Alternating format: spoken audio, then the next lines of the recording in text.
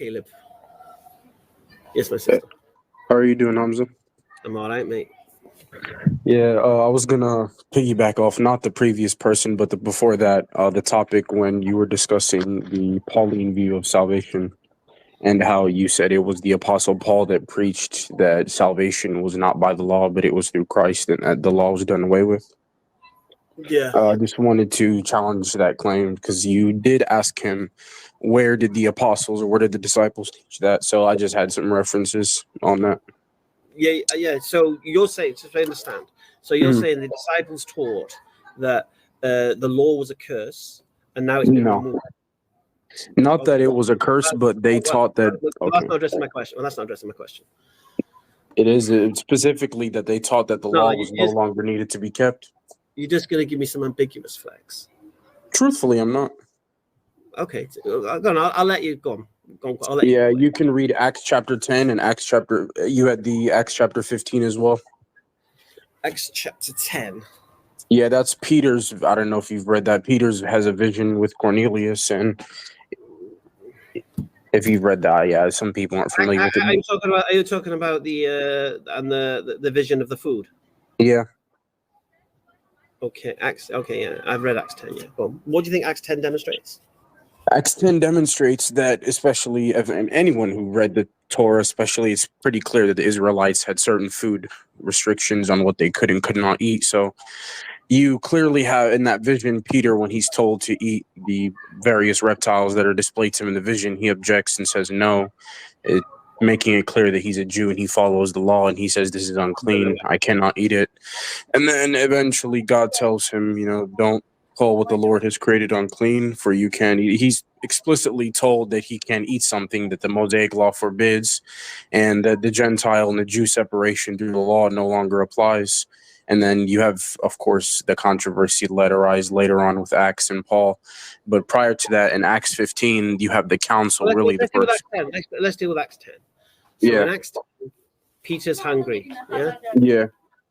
And the sheet come down with all the different. So he has a vision. It says he's praying, and that all of a sudden. No, he's not. Right? So he's in prayer, says he's praying, and that he sort of has like this visional state in which various reptiles and animals come down on. Why do you keep saying reptiles? Why do you keep saying reptiles? I mean, some translations put it that way, to be fair. Doesn't it contain fowl and all different animals? Yeah, some translations render it as reptile, but I think it depends on which one you read. Oh, okay.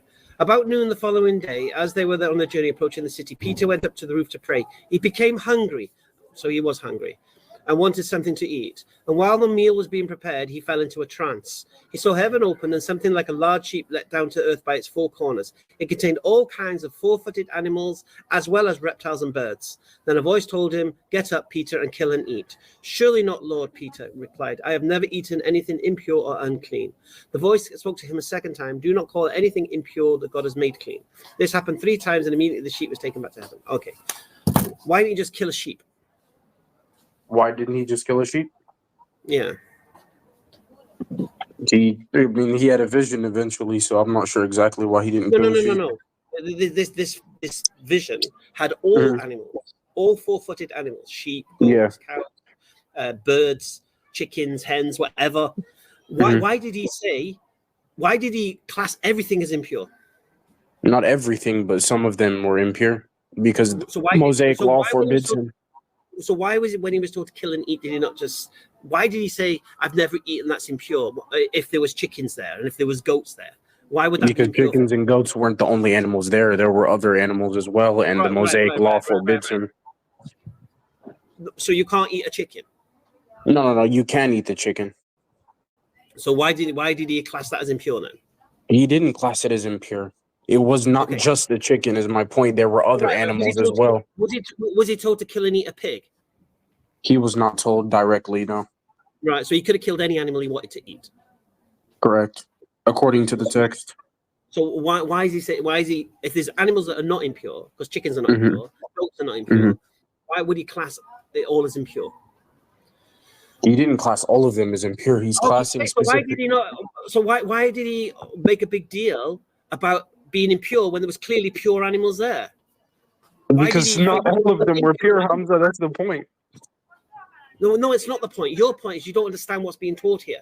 This is about mixing with Gentiles. This was the idea that Jews and Gentiles could eat together. This is what this is referring to. Because Not Jews were exclusively, no. Yes, it was. This is due to the fact that they believed that if you had a pure animal mixed with an impure animal, it would make all the food impure. You don't know what you're talking about. And the irony of this verse that you brought makes a mockery of Jesus telling them all food is clean.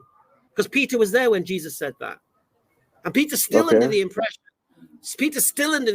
food is not all clean. So this Acts 10, first of all, is evidence against all food being clean, according to Jesus in the Gospel of Mark and Matthew. Yeah, it refutes that.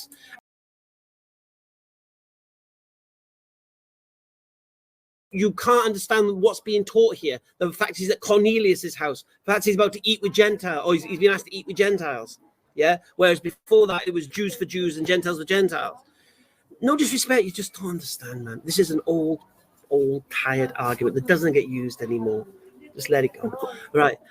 There's no confirmation. That doesn't confirm anything, what you've just said. That's not Peter being taught in Acts 10 that the law no longer applies. That's not. He's literally being told to do something that goes against the law, and God clarifies, He's not, saying, because he can eat a chicken. He's not being told to do something he can't Hamza, do. the only animals there were not just the ones who were allowed. There are impure animals there as well. Right, you don't eat an impure animal. What's the problem? That's not the point. The point is he's allowed to eat them, and they're no longer impure as they were under the Mosaic law. It doesn't say that. It doesn't say he can eat a pig. Hamza, it literally says, do not call what the Lord has created impure. It clearly doesn't. Oh my gosh, look at the text. It literally says what God has called made, do not call impure. Oh my gosh. Yeah. Oh my gosh.